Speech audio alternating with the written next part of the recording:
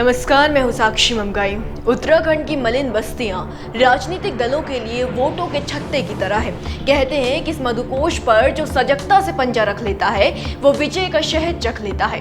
इन झुग्गियों में ऐसे 7 लाख से ज्यादा लोग बसते हैं जिनके बूते चुनाव की दिशा बदली जा सकती है। शायद यही कारण है कि चुनाव से पहले पार्टियों को मलिन बस्तियों में रहने वालों के हक, उनकी छत, उनकी गरीबी, उनकी बेबसी और उनके विनियमितीकरण की चिंता सताने लगती है। और हालांकि ये बस्तियां अतिक्रमण पर बनी हुई होती हैं, पर सरकार इन्हें अभयदान से अलंकृत करती है। पहाड़ों के उन घर और दुकानों की तरह इन पर बुलडोजर नहीं चलाती जिन्हें अतिक्रमण के नाम पर ध्वस्त कर दिया जाता है।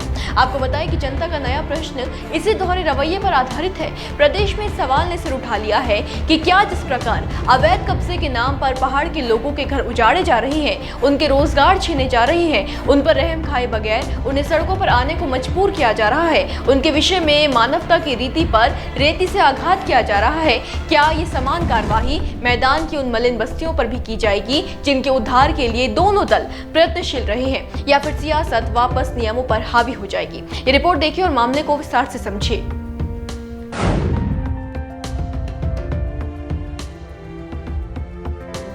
सबसे पहले तो आपको ये बता दें कि उत्तराखंड के 63 नगर निकायों में 582 मलिन बस्तियां खड़ी हैं। इनमें नहीं भी हो तो भी तकरीबन 7 लाख से ज्यादा लोग रहते हैं। इनमें सबसे ज्यादा 132 बस्तियां अकेले देहरादून में हैं। आंकड़े बताते हैं कि ये जो 582 मलिन बस्तियां हैं, इनमें 36% बस्तियां निकायों, जबकि 10% राज्य और केंद्र सरकार, रेलवे व वन विभाग की भूमि पर मौजूद है। वहीं बाकी 44% बस्तियां निजी भूमि पर अतिक्रमण पर बनी हुई है। अब आप सोच सकते हैं कि इतनी बड़ी आबादी वाली ये बस्तियां दलों के लिए चुनावों के समय क्यों अहम हो जाती है, क्यों चुनावों से ठीक पहले दल इनके हितैषी बन जाते हैं और बजाय की पार्टियां गरीबों के लिए आवासीय योजनाएं लाने व उनके पुनर्वास की व्यवस्था पर ध्यान दे, इन अवैध बस्तियों पर कानूनी वैधता की मोहर लगाने में जुट जाती है। अब वही जब चुनावों में वोटों की खेती बस्तियों में करनी है तो इन पर बुलडोजर कौन और कैसे चलाए?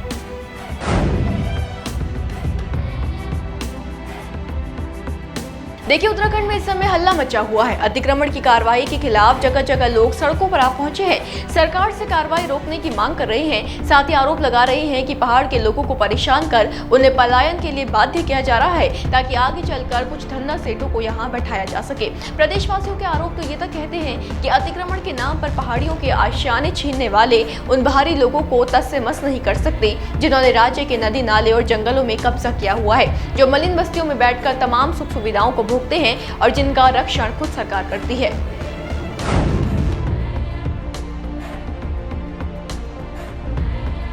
दरअसल इस आरोप को लगाने के पीछे एक कारण है। यदि कुछ सालों पहले का इतिहास खंगाल कर देखा जाए तो सरकारों ने कोई कसर नहीं छोड़ी मलिन बस्तियों के मतदाताओं को रिझाने की। पहले कांग्रेस इनके हित में प्रयत्नशील रही और फिर भाजपा भी, बल्कि 2018 में त्रिवेंद्र सिंह रावत की सरकार के समय हाईकोर्ट के आदेश पर चल रहे अतिक्रमण विरोधी अभियान की जद में जब ये मलिन बस्तियां आई तब भाजपा वोट बैंक पर असर की आशंका को भाप गई और ऐसा अध्यादेश लेकर आई जिसमें कहा गया कि अगले 3 साल तक इन बस्तियों को अतिक्रमण की कार्यवाही से राहत रहेगी। मलिन बस्तियों को इन 3 साल के भीतर सुधारा जाएगा, साथ ही जरूरत के मुताबिक अन्यत्र भी विस्थापित किया जा सकेगा।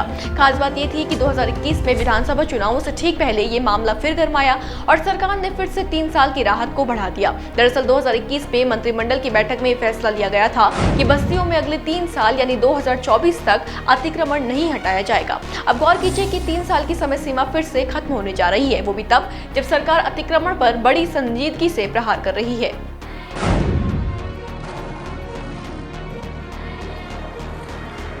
जाहिर सी बात है कि अतिक्रमण के दायरे में आने वाली मलिन बस्तियों की चिंता करते हुए जब सरकार ने उन्हें मोहलत दी है तो वर्तमान में अतिक्रमण की जद में आए लोग इसी दरियादिली की अपेक्षा सरकार से करेंगे, जो कि लोग कर भी रहे हैं। लोग चाहते हैं कि उन्हें भी वही मोहलत दी जाए जो पहले मलिन बस्तियों के लोगों को दी गई थी। उनके बारे में भी वैसे ही फिक्र की जाए जैसे वोट बैंक कही जाने वाली बस्तियों के बारे में की जाती है, उनके आशियाने ना उजाड़े जाए। अब हालांकि समझने जैसी बात यहाँ पर यह है कि भाजपा तो दोनों ही लोगों को अलग ऐनक से देखती है। कैसे, जानने के लिए जरा ये सुनिए।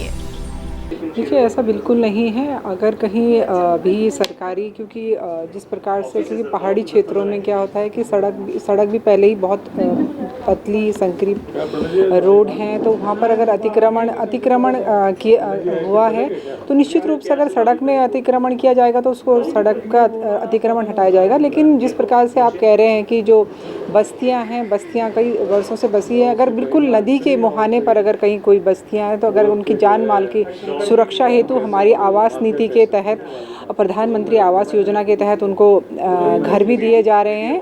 और बस्तियों का जो है, बस्तियों का उसमें अभी सरकार जो है नगर निगम के द्वारा बस्तियां देखी जा रही हैं कि बस्तियों को, क्योंकि देखिए आवास पहले देना हमारी प्राथमिकता है। उसके बाद अगर अतिक्रमण हुआ है, अतिक्रमण एक अलग इशू है, लेकिन अगर कहीं बस्तियां बसी हुई हैं तो उनकी सरकार भी उनको देख रेख रही है और उनके लिए आवासीय व्यवस्था भी कर रही है।